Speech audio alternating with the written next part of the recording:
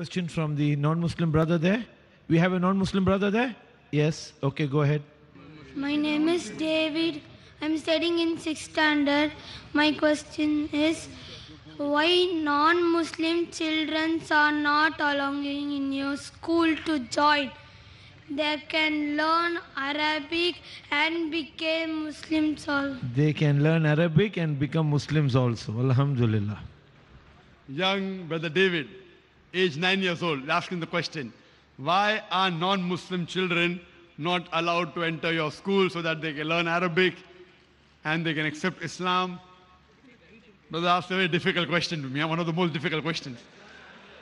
Brother, our school, Islamic International School, it's a school that is mainly talking about the formal education and Islamic education.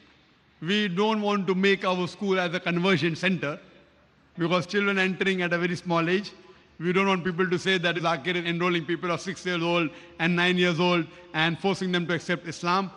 What we would like to say that if your parents are convinced about the faith of this religion and if they want to put you in this school, we have no problem.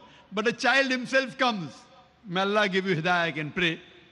I cannot say that a child cannot accept Islam, it's wrong, he can.